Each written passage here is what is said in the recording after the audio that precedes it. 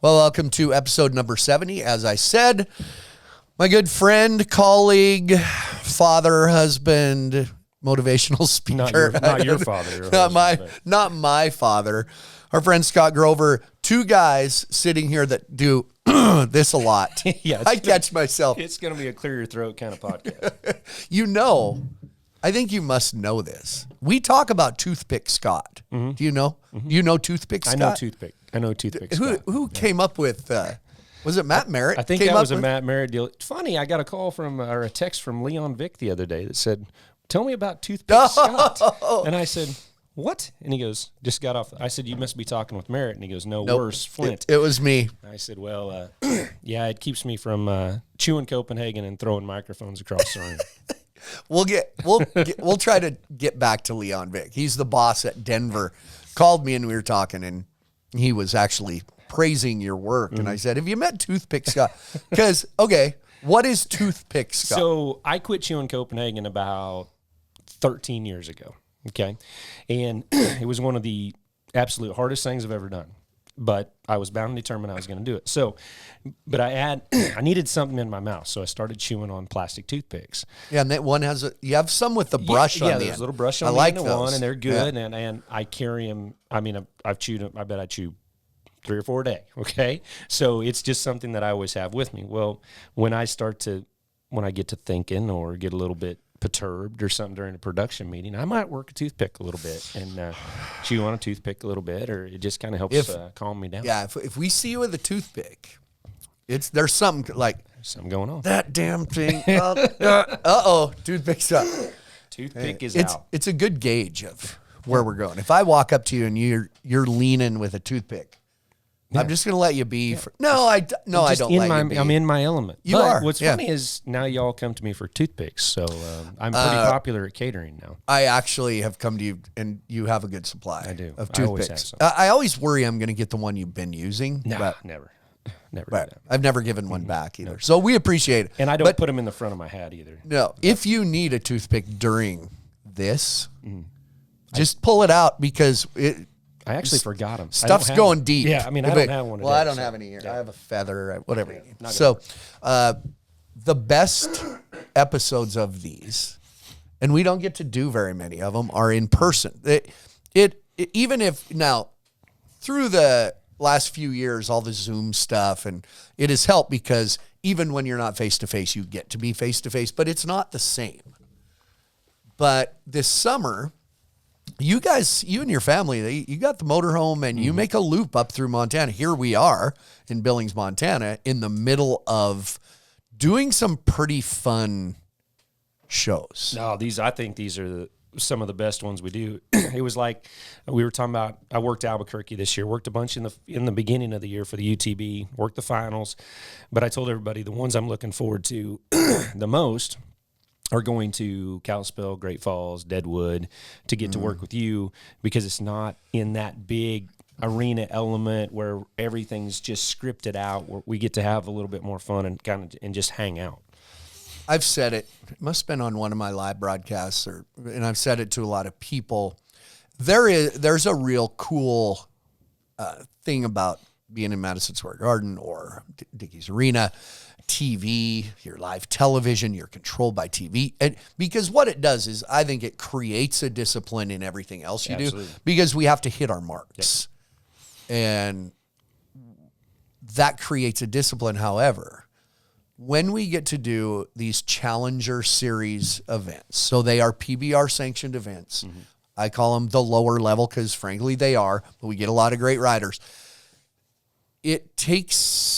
It lets me get into the arenas where I became addicted to it in the first place. This is what we fell in love with. And I think we need that reminder sometimes. I absolutely think we need that reminder, because the PBR is a grind. You know, I mean, it is kind of a grind of traveling and going in and those high pressure situations where these are a little more laid back. But what I love about that contrast then, though, is like when I go to a rodeo, what I do at the PBR and what I've learned there makes me so much better at one of those, you know, from production wise to just being able to get through situations, because things might not run as smooth as they would on a bigger level event. But yeah, I love being outdoors too. So that's a good thing. I love being outdoors when it's 82 Except and in Great sunny. Falls when it's raining. I have become such a wuss. I joked about it at Great Falls, and I told the people they have a great committee there. You know, we never deal with like a local committee till we get to these now. And I said, I work inside. Yep. And so for those people watching, huge rain in Montana. Just disappeared. It rained like 3 inches in Great Falls, Montana. We were outside. Yeah. And so it's back to, There was I used to there was tolerate 3 of everything walking down the street looking for an arc was how much it rained. oh in my Great Falls. gosh. It was, so it's, you know, we see it with the riders that have, are used to being inside. And I used to tolerate it better, but it just ruins things. And I'm too old. My knees are too old to put up with mud. But it does. It makes you deal with things. It gives me material I don't normally have. Yeah. Well, inside. there was riders that only brought one rope. Like Chase Outlaw, he was mad. I can't believe I left my other ropes at home because he didn't even think about it raining. Because how many times do we have to deal with that kind of stuff now? You know, for them. So, yeah, it was an interesting event. So logistics wise and rider performance wise, the arena in front of the chutes was water. Literally water. So at a one night Challenger event, there's a long round. We bucked 38, 40, whatever, and then 10 to the short round. You, as a bull rider, you really have no way to keep your rope from falling in the water. So Chase Outlaw makes a great ride on his first bull, gets off, and he tried. Yeah, he tried to flip it back over that bull's back so that it wouldn't come off. Yeah. So what happens is all the guys that make the championship round, their ropes fall in the water. Half hour later, they're getting ready to get on another bull, and their rope's wet. Yeah. And there were some guys that they either jumped off or their ropes were really wet. But one thing we did see, talking bull riding now, Dalen Swearingen bucks off but got fouled. So he gets a re-ride. His rope in the water. He didn't take his re-ride. And we instantly were put toothpick. Yeah, little why don't, so I catched him. That's why I'm an announcer too. I caught him back during intermission. I said, "You didn't take your re-ride." No. What'd you do? Because he was limping. He said, "Nothing really." He said, "My hip's hurting me a little. I'm in Great Falls, so I don't need that." But he said, "My rope is soaked." So the next one, he didn't think he had a real competitive chance to be at his best. And so it's an issue. It's one that we don't really see. In rodeo, you don't see it because they get on one. Right. So we've created, putting the elements back into a Challenger PBR it's different than a rodeo. Well, and you're not going to get your rosin to stick either. So not at all. That was an interesting, because I'd kind of forgot about that because I was getting perturbed with guys falling off so quick. And then I finally started realizing, the ropes are slick. So probably not. And, I get on a lot of bulls. So, me too. 2 or 3 a week so at least. I was in Calgary years ago when the PBR first became kind of affiliated with it. That was kind of the only rodeo I did. And as it does in Calgary, it poured down rain one day. And it might have been Luke Snyder. It was Luke Snyder or LJ Jenkins. They were just laughing and didn't know what to do. It was pouring down rain, had never ridden in the rain. Oh my goodness. Yeah, because they went through their, whatever high school and stuff, but in their professional career. Never had to do it. So guys had garbage bags and they're like, what the hell do I do here? I didn't know.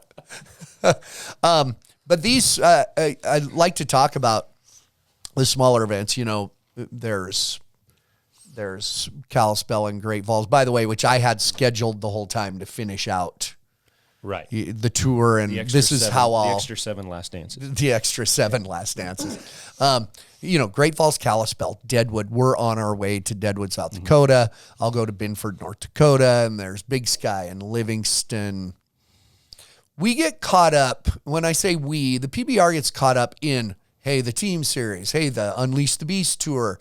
These events are more important to the sport than anyone realizes, and I can say it and be critical. they're more important than the PBR realizes. Well, it's a feeder system, and to me, I mean, I've always said this with rodeo too. We can't forget where we started to get to where we're at, and you don't just snap your fingers and get to the UTB. It doesn't work like that. You have to have a feeder system of some kind, and we kind of went through a little bit of a lull, I think, with that last year with the challengers that were in the fall of having trouble filling them and getting enough guys, and I know there's 18 busloads of Brazilians that are waiting to come here, but they're not here yet. So, but it gives guys like, and especially what Chad's doing with King of the North, this run will pay $100,000 in Minot in September. Well, and 12 or 14 stops? 12 stops. 12 of these small events. And at the end, the most points, however they have it figured, or most money, gets $100,000. Yeah, anyway. which Dalen won that $100,000 last year. We came down between Dalen, Keyshawn Whitehorse, Gage Gay, and Silvano Alves. Yeah. So the guys are going to these events because there's a lot of money to be won. And then Dalen winning Kalispell, he didn't look good at the Velocity Finals, but he looked great in Kalispell. Yeah. So and then Chase Outlaw wins. Chase Outlaw Listen, we went to not that it was across the board, all those guys, but you need on we talk about it. Our friend Adam Libby produces events. A one night Challenger event. If you buck 40 bulls, a great night is 8 rides in the long round and 2 in the short round. At Kalispell, we were 7 and 2. But that's and so Dalen wins Kalispell, and Chase Outlaw wins in Great Falls with Andrew Alvidra as second. When you go to little markets like that and you're out in Great Falls, Montana in the slop, and that's your top 2, that's pretty good night to see. Yeah. But those guys, it's a good opportunity in the summer. Why not? Well, and you're also gearing up for teams, so you got to stay. I mean, you could take that, a month and a half? You could take the month and a half off between the finals and the team starting, or somebody's surely going to go shoot free throws, right? So you have to stay relevant to the sport and continue to do what you're doing to be better when the season starts again. Here's another good point with so people watch and go, why don't those guys take off and get healed? They do. When they go to Kalispell, Great Falls, Deadwood, Bismarck, Binford, they're not getting on legend, cool whip, riding solo. Chad Berger is a master at putting together pensables, and it is more like playing pickup basketball. It's not easy. It's not easy at all, but you're not getting slammed every night. It's a different deal. And even Chase said that the other night. He said, I wasn't having fun riding bulls. And he said, and I had to realize that riding bulls is fun. Well, riding bulls isn't fun when you buck off a lot of them and you get slammed every weekend, but it sure is fun when you ride them for 8 seconds. So, Chad, exactly, putting those pinnables together, and nobody has as many as Chad does to be able to to be able to put them together like that. And he keeps pensables like that just because he does so many of these events. I mean, through the summer, Chad Berger's as busy as anybody, and a rodeo company has rodeo bulls. So anyway, that helps. I'll add to what you said about the Challenger events being a feeder system. I agree. But I look at it also, it's a feeder system for fans. Listen, and I'll say it, I think we do stress our main tour. The reason when I say I don't even know if the PBR knows how important these are, hey, people in Montana and Deadwood and Binford, North Dakota can't go to Madison Square Garden and wherever we go. Listen to me. I can't even think of where we go. Tacoma, Washington, and to these Unleash the Beast tour events are all in cities. And I'm sorry, but the base of our fans are still in places like we're sitting right now. Well, I asked the other night how many people were seeing PBR for the first time in Kalispell, and there was a huge amount of applause. So to me, every opportunity we have to make a fan out of somebody for Western sports is a great thing. And sometimes it takes a county fairgrounds in Kalispell, Montana, to create a fan or create a kid that's sitting there wondering what he wants to do, whether he wants to play football, baseball, ride a motorcycle, or ride bulls, to go, hey, this looks like fun. So we need all of those elements. You need the big ones, you need the small ones, and they all work together for the common good. Yeah.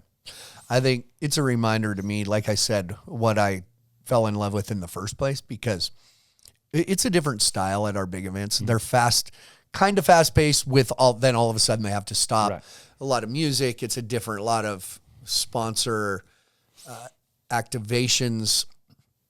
What I like is I get to do comedy. Yeah, you actually get time to be you. Yeah. Do you. Because really when you think about it, the Unleash the Beast events, we do a lot of things that bring people joy and make you giggle here and there.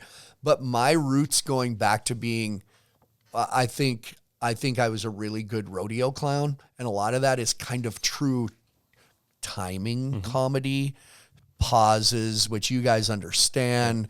And I get to do comedy.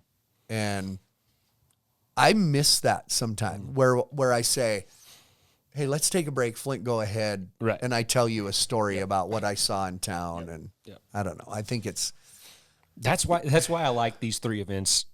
These are probably my 3 favorite events, especially to work with you, because we get to do things different. We get to we can talk about the day over the microphone, and we can go back in time and pull something out. It's, I don't know. There's just something special about these 3 PBR events that I get to do, which they're just different. Yeah. But you have a good balance. That's why for one, I wanted to have you on because you rarely go through here. Right. Yeah. So it's, but you are unique in the sense, I think you're, as far as announcers go, MCs, arena host. There you go. When are we going to change that name? I'm not an announcer. I'm an arena host. Putting it on my social media today. You the AH. Yeah. You're the arena host. You have a good balance in your career of, I always said when I first got to doing PBRs, my career fell into place because I'd book as many rodeos as I could and then fill in the winter weekends with PBRs. Yep. That's a great situation to be in, and that's what you do. You balance between rodeo and PBR. Yeah, I've been very, very lucky with that. I mean, of course, we all started in rodeo, and I got my PRCA card in 2005, and I was teaching school and doing a few rodeos, a few pro rodeos a year, and then it just kind of kept building and building and building, and I really didn't have. The PBR wasn't on my radar. I didn't even think about that. I mean, I had done a couple humps and horns deals at that time, right. Back in the day, enterprise rental car tour events, and then Jeff Robinson called me and said, and I wish the call would have came from Jerome, but it came from Jeff. Right. And because Jeff was helping Jerome find somebody to go to Baton Rouge to the Chris Shivers Invitational. And this would have been 07, 08, I guess. So I said, yeah, I'll go. So I went to Baton Rouge, walked in the building, saw this big, muscly guy standing over by the announcer stand, and some guy by the name of Kurt Blake who would be a jerk to me for the next 2 full days, and then become one of my greatest friends in the world. But it was Matt West, and I got to work with Matt, and we hit it off, just automatically hit it off. And so then all of a sudden, Matt and I kind of became a team, and we got to work some stuff together, and I was learning, getting some stuff done, and then it came to the time when the Jerome Davis Invitational was Labor Day weekend, and Craig Hummer either had a bicycle accident or got sick because he couldn't go to Thackerville. Oh, yeah. I believe that was the year he got hit on his bike. That's right. Yeah. Yeah, and I can't believe you drove all the way to California to run over him on his bike. Yeah, good job. Yeah, I needed an opportunity. But Brandon and Clint were going to do television, so they called Matt, and Matt goes, "Hey, I've got Jerome's event. I'm not going to go to Thackerville." And he calls me and goes, "You want to go to Thackerville?" And I said, "Well, why don't I go to Archdale and you go to Thackerville?" He goes, "No, we'll be fine." So Jerome Robinson was either going to take me or Dwayne Peters. And I ended up getting the call first and got to go. And then, after that, it was just kind of a snowball with the PBR. Mm-hmm. The Velocity Tour came along, and Matt was doing a bunch of moving back and forth, or Matt and I would work together. And then all of a sudden, it was that way. It was all winter long was the PBR. And then when May hit, I got to rodeo till September. And then I got to go back to work with the PBR in the fall. And it's just been, it's been truly the greatest balance that an announcer would ever want to have, because I'm busy from January to November. Yeah. And every time we tell young, whether it's clowns or announcers, mic time. That's how you perfect everything. Because I remember when you came around, I thought your biggest thing, I remember saying, he's really good. He just needs confidence. Yeah. And I remember I've come and talked to you, hey, don't trail off this, don't do this. Just because of all the guys I worked with, and it was never a critical thing. I just knew, all right, you're okay. You're just make people listen to you. And from the time that I started, I knew nothing. Like nobody helped me in this business as far as announcers go. No way. No. Yeah, wait, no announcer stepped up and said, let me help you get better so you can take my job. Because like when I started, I started in doing junior rodeos in Beatrice, Nebraska, where I was going to school. And because I wanted to be involved in rodeo, but I couldn't ride bulls. I had a horse, but I roped terribly. My parents didn't come from that kind of background. And I thought, well, you know what? I got some public speaking stuff through FFA, and I did a speech in speech class at college. I'm going to try that. So I asked the lady if I could announce a rodeo, and she said, well, no, we got a guy. And I said, well, that guy's not very good. So could I Great could job. I do it? Way to do that. She said, well, no. And the guy got sick the next week. So Weird. Scott gets a call. Yeah. And I poisoned. I did not poison him. And, there's a weird path here. I know. So, but mic time was a very important thing to me, and I tell young announcers this because I am a guy that will help other announcers. It's never too small to go work. Go work. If you want to do this, if you want to be where I'm at someday, or whoever's at, whoever you're looking up to, you have to put in the time. You're not just because you did a rodeo last week doesn't mean you're ready to do the NFR. I'm sorry, you're not. I mean, I spent however many years in the amateur ranks before I went pro, and I still was not ready to go pro on the day that I went pro. I just wasn't. And I learned something every time I get behind the mic of how to be better. Or I still have people tell me, hey, I would do that a little different. Yep. Or keep your tempo up right there, or whatever. And so I never quit learning in this business. Well, I see it in the last 4 or 5 years of and this isn't a case of I didn't bring you here to tell you, like, hey, good job. Oh, thank you. Okay. But I remember you came to Albuquerque, and you have a lot to come to Albuquerque. I remember one of the first years there, I think I told you or told Matt, I can't remember, Brandon Bates, whoever we were working with, I said, and I might have told you, they're stopping listening when you're talking because you were just going through what you had. And I said, do this, keep it there. Now you don't have to yell all the time. Right. And like now the last few times, it's like, you got shit to say, man. And I don't know. I think when done the correct way, we can all help each other. Absolutely. Well, and I think my career's grown. I think I have grown professionally by leaps and bounds in the last 5 years. I think really came into my own of who I was supposed to be. I think in the last 3. Yeah. As well as the last 5. But right. I've seen in the last 2 or 3, I've commented like, man, like, and that's key. When I said something on one of my broadcasts the other day, when you feel like we should always think we need to get better every time. And when you reach the point, I've always thought I want to be better. The World Finals, I didn't get to enjoy it like people want me to because I had put pressure on myself. I'm still working here. Yeah.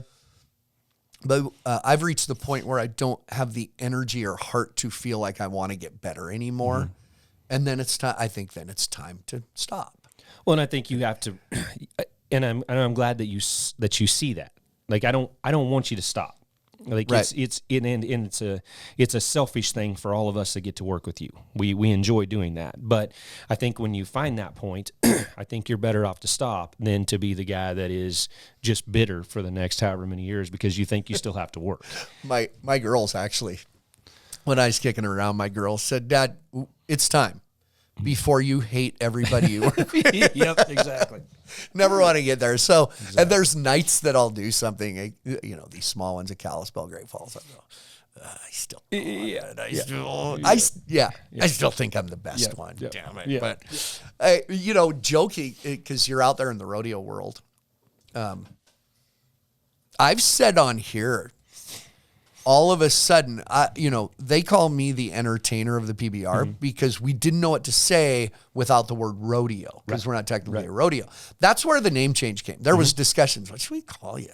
Arena entertainer, because rodeo clown doesn't fit because rodeos are that. PBR, it wasn't a condescending thing. All of a sudden, announcer stuff are calling rodeo clowns your rodeo entertainer. I'm proud of rodeo clown. Like I have, I'll throw that. I have 8 buckles that say Clown of the Year, and I'm proud of that. I think there should be also a pride because people are going to call you a rodeo clown anyway. Yeah, especially at the rodeo. You're the rodeo clown. I think there needs some guys. I'm okay, whatever you want to call yourself, but there's a pride in that title. I think. Well, I think so, and I still like a clown that wears baggies if I'm at a rodeo. Okay, we'll come back to what you're saying. Okay. If I'm at a rodeo, either wear the baggies are the big jeans, which look at all the, to the day I did my last rodeo, I wore the big baggy jeans. Yep. Now, if you have the proper, I was the first kind of barrel man to wear a uniform with PBR, but I switched back and forth. It's got to be right. Don't just throw a shirt and shorts on and like you forgot your baggies, your big jeans. But you're right. That's a rodeo clown thing. If you're going to change it, be your own, but have a coordinated uniform of some sort. Well, find your own style, but yet make it professional, and that's something that's yours. Like that's one thing I always enjoyed as a kid looking through the pro rodeo sports news. I could name the bullfighters because of their makeup. Yeah, and that's one thing that my son Statler, he's trying to find his makeup. Like that's a big thing to him. Okay, well, what's going to be my signature look? Because every clown has that, and we get to a place now where we've got some clowns that don't wear makeup, got some bullfighters that don't wear makeup, and then I look at a guy like Cody Webster. To me, Cody is so interesting. At a PBR, he doesn't wear makeup because we don't. Right. Okay. But as soon as he goes to a rodeo, man, he puts it on. Yeah, and they will at the NFR, and then some nights they won't, or maybe I'm wrong there. I think they've been wearing it at the NFR. I think they have, and I think it harkens to we're a rodeo. Yep. PBR does do things different. When Rob Smets was the first to, with the help of my friend Duncan Dickinson, design a uniform. It was CarQuest. Yep. And then they took that over and put the bullfighters in them, and then they put me in it. But it's PBR does things different by design. And they do have things to different. Do things. We have to do things different in the PBR because I think it's a different sport. I mean, the fundamentals are still bull riding, right? Yeah.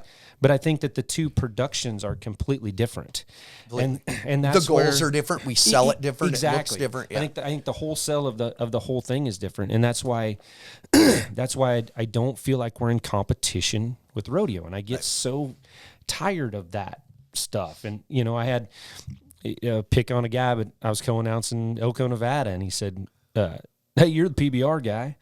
No, I'm a Western sports guy. Like but yet they are different. They are completely different, but we're not mad at each other. At least PBR's not mad at rodeo. I made a huge mistake and engaged in a conversation on social media about some of the stuff like rodeos. People now have access on the Cowboy Channel to what goes on in the arena. Right. Not many of them are real broadcasts. And I chimed in and somebody said, why do you care? You're a PBR guy. No. We're Western sport. You don't think we care? Yep. It's interesting. Like during the American, we finished our performance. I think we were in Milwaukee and went down the hall and hooked into a TV and watched the streaming of the American rodeo. I wish people knew that more.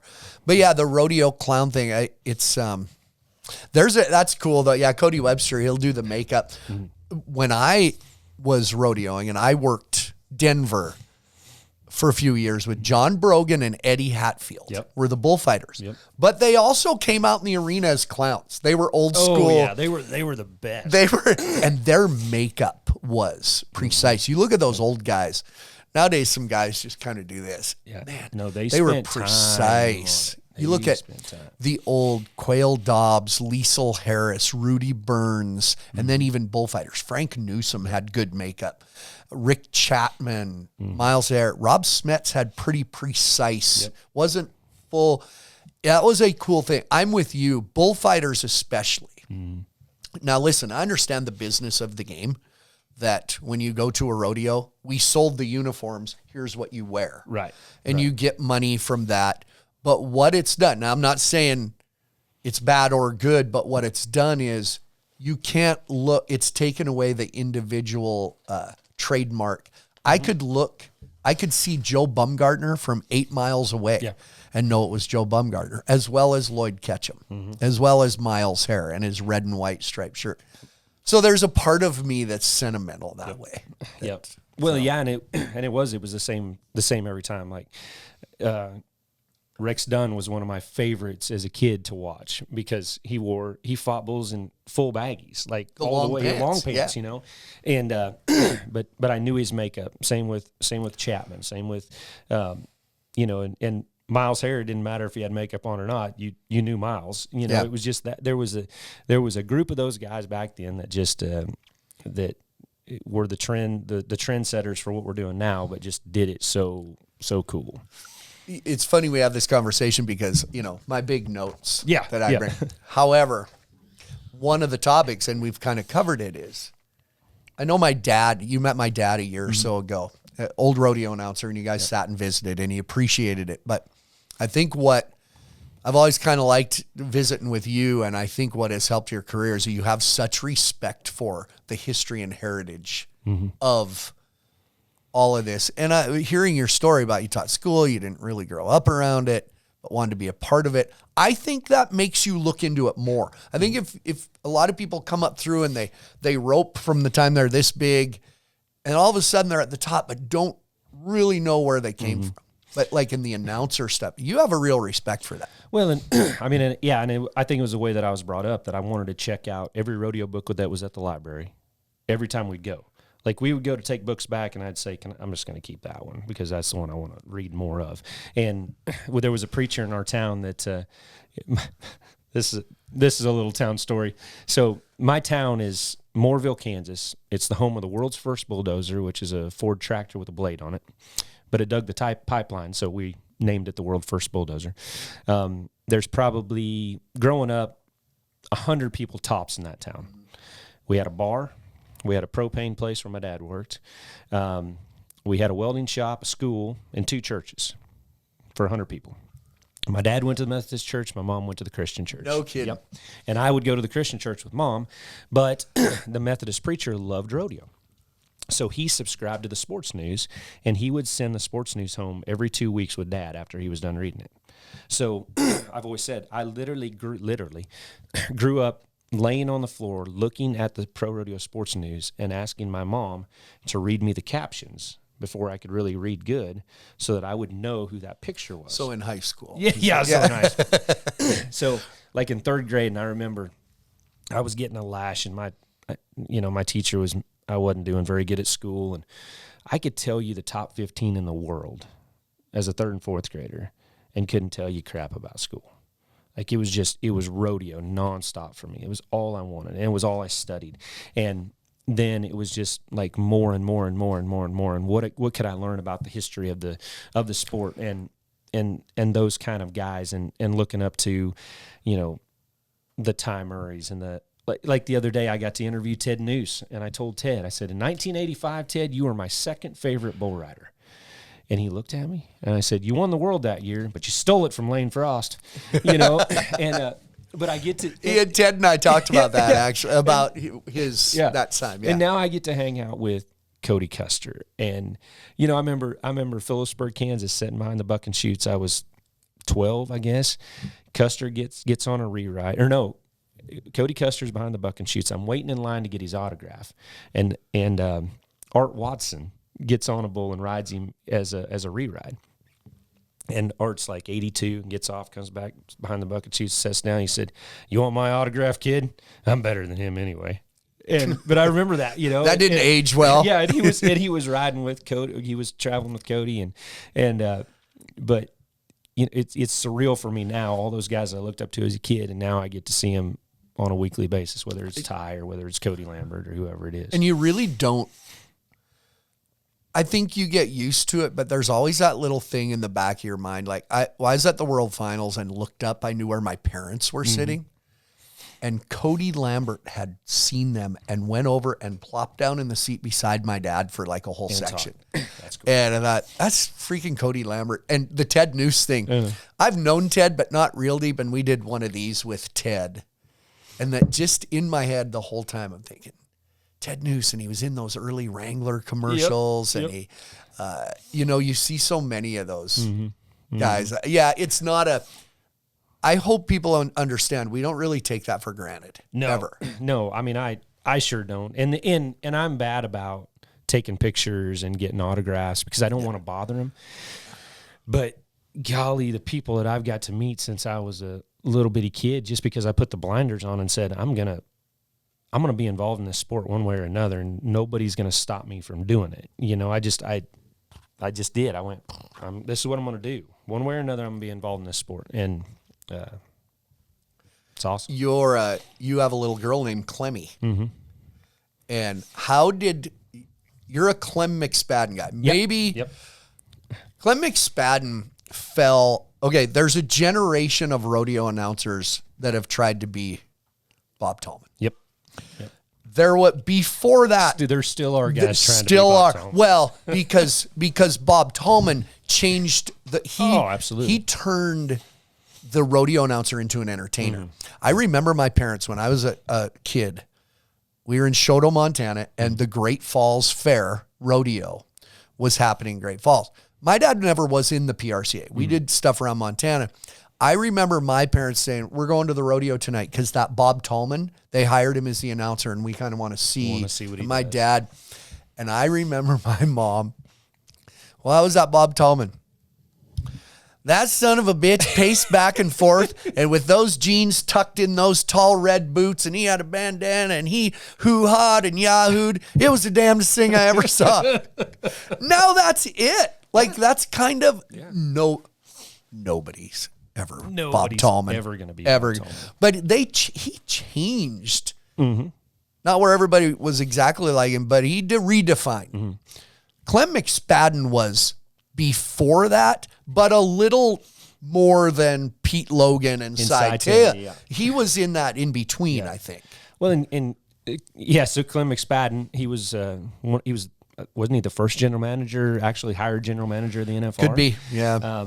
He was a congressman. He was Will Rogers' nephew, and Clem just had a way of telling stories, like not excitingly, just telling stories. Like he was a guy that could have narrated any Disney movie that was ever made. True. Yeah. But my first pro rodeo was Claremore, Oklahoma, which I still work, and Clem was there, so I was going in to help Clem, and Clem just really helped me. I would go to his office, I would sit for hours and learn. He made me a steer roping fan, and Clem was just so special to me. Like the Announcer of the Year trophy is Clem McSpadden on a horse that, and it's actually designed after the horse and him in Calgary, but just the knowledge that I got from that guy and just friendship that I got from him and we only had like 5 years together before he passed away. But what I learned in that amount of time was just unbelievable. And then, our little girl, our little girl, Clemmy, she's named after Clem McSpadden. So greatest Clem McSpadden story I ever heard. You know this one. Maybe you don't. I don't know. Lazy E Arena. I might have been there. Brandon Bates. Leaving. Brandon Bates is 21, working with Clem McSpadden. Yep. They get to the championship round, and it's tough, and Razor and Clint Brown. I mean, in the short round. They buck like 5, and they're taking a break, and old Clem says, "Well, son, I'm going to beat this traffic. You got this from here. And leaves. Lights up a cigarette and leaves. Just like he was at the end of his career and Brandon was at the beginning. And when Brandon Bates tells that story, like, what? Wait, and he just down the stairs, out the back door. He used to do that to me too. He would never stay for the bull riding. He would always leave. But he would never say anything. He would just leave. And you would look up in the announcer stand, all of a sudden he wouldn't be there. The Irish goodbye. Yeah. Isn't that what they call it? But the last, and I'll never, the craziest thing, the last performance we ever worked together, the bull riding starts. I think we buck one bull. He gets on the microphone. He said, Scott, I'm going home to have some milk and cookies. And he died about a month later. No kidding. It was you did weirdest. tell me that. It was like, I'm so thankful for that moment. But it was like, see you, my friend. You know, and it was crazy. It was eerie. Can we do yeah. that? That's so classic Clem. I knew Clem good enough to, Flint, how you do? You know, he just was like this. Yep. You know, and his wife, such a great lady. Donna but she was a saint. So the stage of my finishing up, I think like Deadwood this week, listen, I'm going to go have a hot dog. There you go. See ya. Gonna go have a hot dog. I'm going to get out of here. What is all these rodeos you do? And you do some pretty unique Midwest. We all in our rodeo careers, you know, have our thing. You're Midwest. You do some. I was Northwest. Right. More. I think some of the greatest rodeos in the world are in the Northwest. And Agreed. But then on the other hand, I went to Abilene, Kansas one time and had a ball. Me and Justin McKee after Cheyenne. In my career, I worked one rodeo in Texas. Really? My big break was there was an overlap and Leon Coffey couldn't go to San Angelo. And Mike Servey called me and it was like 1990, the winter of 96. And he said, you want to come to, I'll get you San Angelo, but you got to come to Clovis, New Mexico too. Right. That was the deal. For free. For almost for free. You know the deal. I know the deal. As you take off this summer, we'll leave here and go to Deadwood, and then you're going to go to some more rodeos. There's a lot of people out there. I've been seeing on social media people saying, we want to see more rodeos. How do we know where to go? Give me a rodeo that you do in the summer that you think is so cool that people should go see. But I'm not talking Cheyenne, Reno, none of that. Well, you don't have any of those things. I'm joking. But one that you can think of that you go, you know what? One you should go to. I think Claremore, Oklahoma is one of those rodeos. It's a rodeo that's grown so much in the last however many. It's just been good. But let's go back to Abilene, Kansas, because I got Abilene this summer. That's a cool rodeo. And I literally, like, as a kid, Mom and Dad would take me to Abilene, and I would watch Phil Gardenhire and Liesl Harris. And I went, man, that's cool. Maybe I could do that. Maybe I could do that and ride a horse around and talk. And Abilene finally hired me this year. Square arena in a park. Yes. There's baseball fields. In an old stone grandstand. That's right. And then if you get there early, you sit on that side so you don't have to look at the sun. Yeah, that's and right. if you're a real rodeo fan, you sit on the east side because you don't mind the sun a little bit, you know. And that's right. And that rodeo is so special to me, and I can't even begin to say the excitement of going there. But the big one for me was Denver. That's so yeah, that was my place. next. I actually want to bring that up next. So, but Abilene, I went there that one time after Cheyenne, and I remember I was sitting in the stands watching you, Really? Justin. Yep, I went to that rodeo that day. We come from Cheyenne. I get to Abilene. My thermostat in my motorhome went out. That is not a place you need to be without air conditioning. So I had to get a hotel room, and then they fixed my sent me a thermostat. You know, there's always those little things you remember. But I remember we had would that have been where we played a softball game? Yeah, there's a committee versus rodeo softball game. Yeah. Oh, it's the Oh yeah, it was great. Yeah, I was there because I remember McKee's horse had been stalled up for about 12 days in Cheyenne, and that sucker went to pitching with him during the perf. And my! And as soon as the rodeo was over, you guys are like they put a table in the arena and you guys were signing autographs, and Justin was at the other end. I mean, loping that dude for all he was worth, because that was not going to happen again. So this winter, you get a call, right? Am I right? From Denver during Denver. I always said, people used to have through our careers, who is your favorite announcer working? I said, I'll tell you who I kicked ass with was Boyd Paul Hamas. And one of those reasons was I was always amazed that Boyd could do 27 performances at Denver, and we'd be a Wednesday afternoon at 1:00, and he still was good. Brought it. And made me better. He'd throw me a bone. Hey, what's your favorite song? And then we'd, but throat issues, right? Yeah. Well, I went in there the first weekend and did Colorado versus the World with him, which is a tournament rodeo that Denver does. And then I stuck around and did the Mexican rodeo for 2 perfs. So I did 5 perfs in 2 days, which I had never done that many perfs in 2 days in my entire life. And then got on a plane and flew to, I think West Virginia somewhere. I don't know. We were out east. And, I get a text like, can you come back to Denver?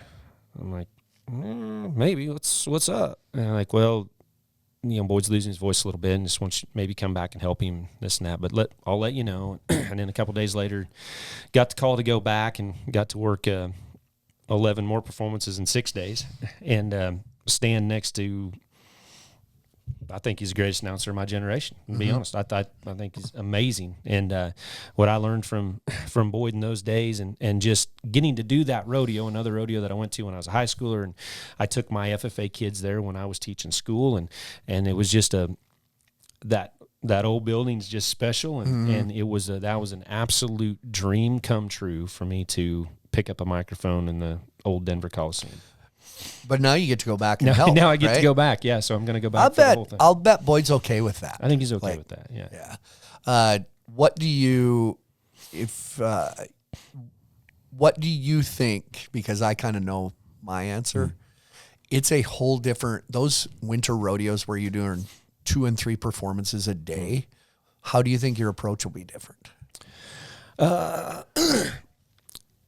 I think you have to pace yourself a little bit at those deals, but just like you said, a Wednesday afternoon is just as important as Saturday night. It is, yeah. So you have a lot of perfs. I think you get to where I think you get into a rhythm, and then you kind of calm down. You get into the rhythm of doing your homework, and you just don't have much time to do a lot of extra work in between because it's 2 and 3 performances a day.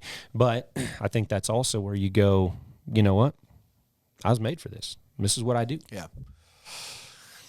The difference I found is, and especially now, I couldn't do that now. But when you have a performance at night, whether it's our PBR schedule, you structure your day to build to that 7 o'clock or whatever. You time your meals right. You try to get a little rest. You do this, and you build. And in that moment, you're here. You can't get there, or you're done. No. Yeah, you have to. It's a totally different. I mean, it was like, so this year coming in the middle of it, I didn't have anything done. I didn't have my prep work done. So it was literally, I would do a perf, go to the bullfighter locker room and get on a computer for as long as I had. And that might have only been an hour and a half to try to cram as much stuff as I could to get ready for the next perf. And then I would stay up. Like, I don't know that I slept the time when I was out there, and then finally when that Sunday was over, we flew home that night because Becky and the kids came out, and we ended up flying home that night. And Monday, it was just like this big crash. Like you were on such a big high and done this work. And then, so I'm excited to go back next year where I'll have a little bit of prep time beforehand. Because you do get in a groove. I look back and I'm surprised how well I did. Of course, I was younger and legged up, very good shape, especially after 2 weeks there at 5,300 feet. But I found it to be, it's almost, you'd hate to say clock in because it doesn't sound like you're passionate. But in a sense, I used to put on my makeup before the first performance and never take it off. Right. So you're in that mode all the time. And the mode is a little more level, even though in and out of the arena, you're bringing what you can. But it's those downtimes you learn to rest your mind while you can, rest your body. I remember doing 3 performances on the Saturdays, and I put my makeup on at 10 in the morning. It was 11, 3:30, and 8 used to be. I don't know what they are now, but I'd put my makeup on at 10 o'clock in the morning, and take it off at 11 o'clock at night. And it just, because you didn't have time in between. Yeah. And it's a very unique rodeo in that aspect. Still, it's only 16. The whole stock show is only 16 days long. Yeah. Well, there's 25 rodeo performances in 16 days. No other rodeo does that. San Antonio, Fort Worth, none of those, the rodeos that used to do that don't do that anymore. Yeah. They have one a night, and then on a Saturday you might have two. But nobody has that many perfs like they do. Man, what Denver. A grind. Yep. It was a grind. Anyway, but you brought up your family, and before we stop, you have chosen, and we used to do the RV all summer. You have chosen when I went and got you this morning, the kids were still in bed. Yep. It's not a bad life. There's the old joke, don't let school get in the way of a good education. Yeah. Your kids are seeing stuff as part of their everyday life that most kids never will get to see. No, they take advantage of it. I watch them. They do. They're traveling the world. I mean, and we live in an RV full time. That's how we have decided to live our lives. Now we're finally building a place. It's going to be awesome to actually have a concrete we can stand on. And your motorhome is not, your RV is not a mini Winnie. No. Yeah, we have I got a 42-foot with 4 slides, and it's pretty nice. Let's be honest. And but Becky and I decided when we got married that we were going to take, this is how we were going to do it. And I take them as much as I can during the winter, which is harder because we only fly out for 1 or 2 days. But in the summertime, we jump in that bus and we go. But you're right. I mean, my kids the other day, and it was funny. We're going up through Flathead, and I'm like, "Hey, come here." And I'm like, "Oh, well, looks the same as it did last year." I was like, "I know, but it's beautiful. It's beautiful. Would you stand up there and watch this with me?" Yeah. But we saw it last year, but I'm like, how many kids never see that? And my kids do. Like Statler at the World Finals, Becky and Lano and Clemmy flew home because Lano had her last gymnastics deal for the year, and so I kept Statler with me. Well, Statler got to go to catering and got to go to the production meeting, got to hang out the whole perf, and and he understands his place. He understands where he needs to be. He's always watching and studying the game. He's studying bullfighters. He's studying what you do and what I do. And so to have my family on the road is just priceless. I don't know how guys do it when they say I'm leaving for the summer and then I'm coming back in September. I couldn't function like that. But what's your school plan? We're homeschooling as good as we can. It's hard. Yeah, it is hard. I taught high school agriculture, and that was a hard job, but I didn't teach elementary school, and it's hard, but our kids are learning. There's so many resources out there. Oh, yeah, and there's so many great programs, and Becky does a great job. She's a trooper. We teach totally different. We have totally different mindsets and attitudes, but I would rather, and I'm not bashing the public school system. I love school I loved the school that I went to, but I graduated in a class of 11. Right. Okay, I didn't graduate in a class of 400 where nobody knows who you are 38. or what you're doing. I graduated 38. Yeah. Same, yeah. I'm scared to send my kids to school. Honestly, I don't. If we can teach them up to a certain point, that's what we want to do, and that keeps them on the road with us. As we sit here, though, this coming week, they'll probably get to go to Mount Rushmore. Yeah, exactly. They've been. I know where I see your kids in the middle of Fort Worth. Yep. Wherever, it's like my kids. It's the old story I tell when Shelby was in 8th grade and they learned about the Alamo. And she said, I've been to the Alamo. She was the only one, including the teacher, that it sits right in the middle of the city. I just think, I don't know, through my career, people have said, what's the best and worst part of your job? And I say, it's the same thing. Yeah. Travel. Yeah. The travel is the best part and the travel is the worst part. Yep. There is no better learning tool than seeing how other people live. Absolutely. Absolutely. Well, and we have very unique jobs. And I remember I was in an airport talking to a guy and he goes, "Oh man, you're never home." I said, "What do you do for a living?" He said, "I'm an accountant." I said, what do you do? What's your time frame during the day? Are you a check-in at 8 and leave about 5? Well, I'm about a 7 to 6. I said, okay. I said, well, I fly out every Friday morning during the wintertime, and I'm home on Sunday afternoon.